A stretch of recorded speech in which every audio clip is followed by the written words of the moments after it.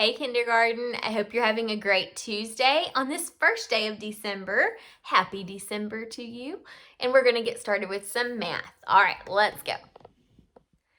So we're gonna get started by composing the number 10. So remember, when we compose a number, we take two parts and put them together to make one whole. So that's what we're going to be doing today. And in fact, instead of using a 10 frame, I'm going to draw a little bit better of a part whole mat here.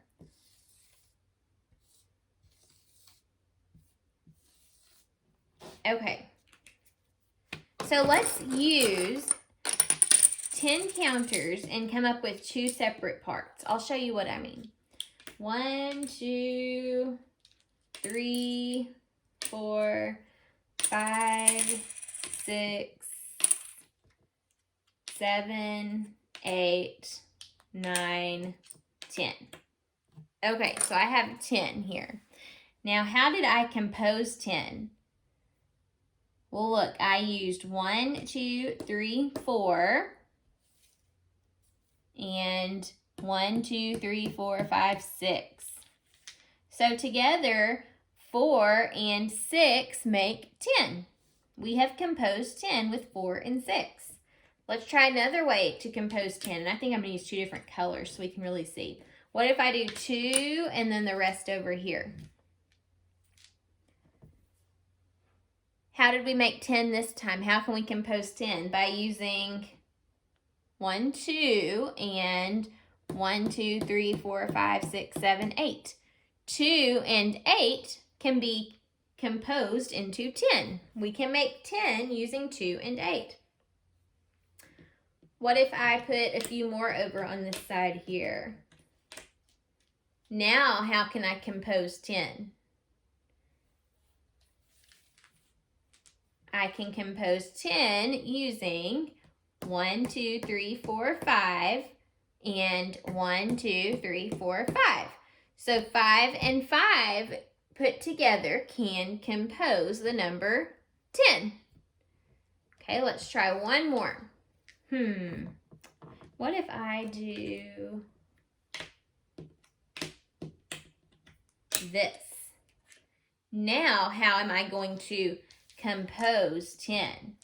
Remember, compose is when we put them together. How have I composed 10 now? What numbers did I use? I used 1, 2, 3, 4, 5, 6, 7, 8, 9, and 1. So 9 and 1 can compose 10 as well. So remember, when you compose, you put together. When we decompose, we take apart. So we have composed 10 in several different ways today. Alrighty, on to our word problem of the day.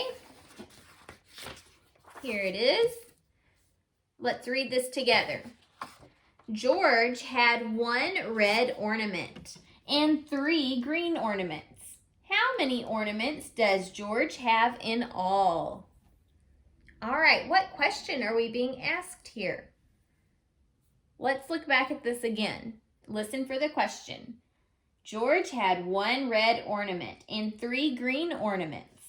How many ornaments does George have in all? Okay, the question that we are being asked is, how many ornaments does George have in all? See, it ends with a question mark here. Okay, so we need to figure out how many ornaments he has. Now, let's look back through the word problem and listen for important numbers or words that will help us to know how to solve and answer this question. George had 1 red ornament and 3 green ornaments. What's important there? 1 red ornament and 3 green ornaments. Both of these are about ornaments, and the question is asking us about ornaments, so that's very important. Now let's go on to planning how we're going to solve this problem. That was a crooked line, but that's okay. Okay, for our plan, We need to figure out if we're going to be adding or subtracting. It is asking us to solve how many ornaments in all. In all would mean total or in whole. So we are looking to solve the whole. We have the parts already. We see that George had 1 red ornament and 3 green ornaments. So we know the parts are 1 and 3.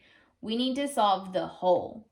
So whenever you have to solve the whole and you already have your parts, you're going to be adding. Also, some words in this word problem, in all. Whenever you hear the words in all, it wants to know how many all together. So that helps us to know to add. So we're going to be solving 1 plus 3. 1 plus 3 can be written like this, like I just did, or it can be written like this. Either way, it's still 1 plus 3. Okay, so let's solve this problem. And I am going to use my counter bears, and we'll use even the right colors as what's in the problem to help us. Okay, so we have 1 red ornament. How many green ornaments were there? 3. 1, 2, 3. How many ornaments does George have in all? So we need to add them together. When we add them together, we just count them all together. So let's do that. Ready? 1, 2, 3, 4. So what is 1 plus 3? 1 plus 3 equals 4. So it looks like George has 4 red ornaments. Now I'm going to check it using a different strategy. This time I think I'll draw a picture. So 1 red ornament, and I'm going to put an R for red. And then 3 green ornaments. What letter will I put for green? A G. 1, 2, 3. Okay, how many ornaments does George have in all? Let's count. 1, 2, 3, 4. He has 4 ornaments, and that's how many we got on our first time working out the problem as well. So we can answer the question now. How many ornaments does George have in all? He has 4. 4 ornaments. All right, let's move on to our lesson for today.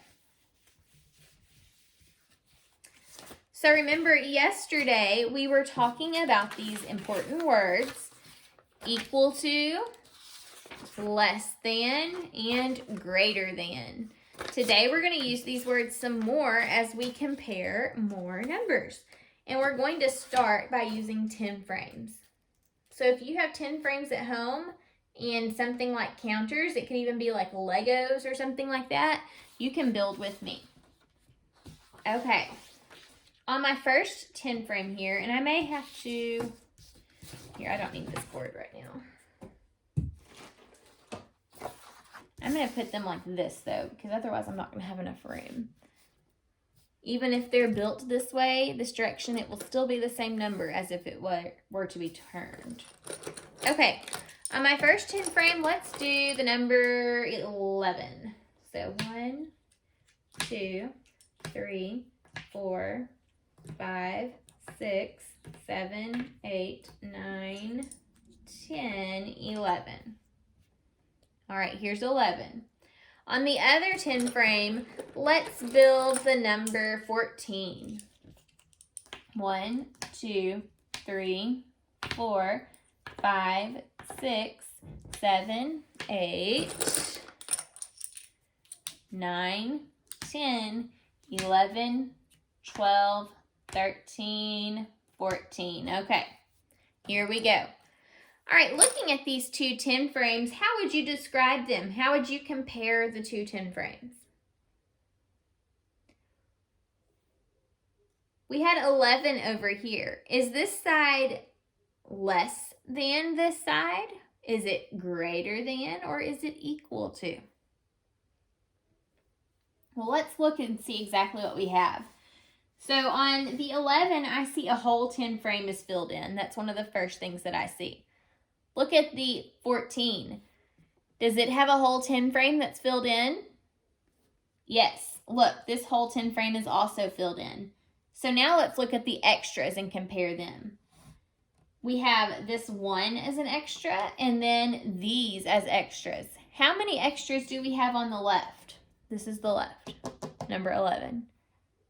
There's one extra here. How many extras outside of the 10 frame are there on 14? There are 1, 2, 3, 4.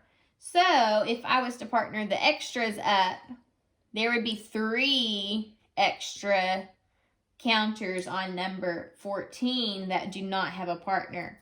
So that helps us to know that this number 14 is larger than 11. But remember, when we compare, we have to start on the left first and go to the right. So looking at this number, is this number greater than this number, or is 11 less than 14? 11 is less than 14. 11 is less than 14 because it has 3 extra ones after we partner up all of the other counters. So 11, or that's why 14 is greater. 11 is less because it does not have partners, or it has partners for all of its numbers and the other one does not. It's a smaller number, so it is less. Okay, let's build another number.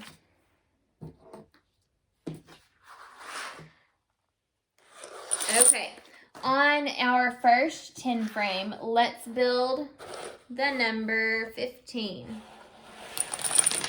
Well, goodness. 15, ready? 1, 2, 3, 4, 5, 6, 7, 8, 9, 10, 11, 12, 13, 14, 15. On our other 10 frame, let's build the number 15. So 1, 2, 3, 4, 5, 6, 7, 8, 9, 10, 11, 12, 13, 14, 15. Okay, we have built 15 and 15. Now, thinking about the words greater than, less than, and equal to, which words would you use here to compare these two sets of objects?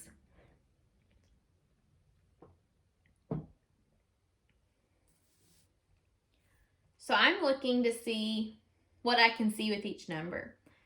With 15, I see it is a whole entire 10 frame filled up, and it's a whole row of a 10 frame filled up. So 1 10 frame plus a row. On this number here, 15, I see a whole 10 frame filled up, and I see a whole row filled up. Hey, that's exactly what I saw over here.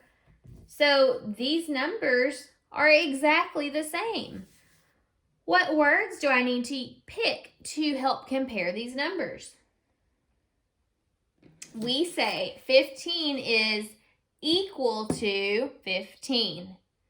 They are the exact same. So when we say something is equal, it means that it's the same. 15 is equal to 15. Okay, we're going to do one more for today.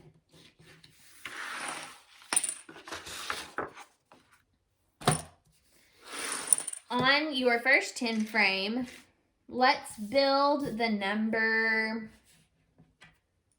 how about 8? 1, 2, 3, 4, 5, 6, 7, 8. On our other 10 frame, let's build 11. Whoops.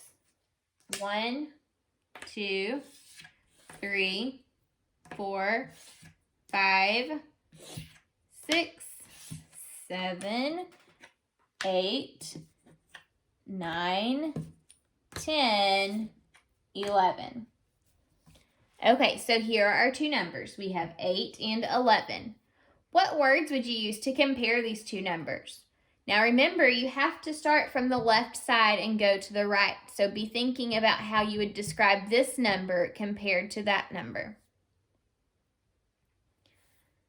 The number 8. Is 8 greater than or less than 11?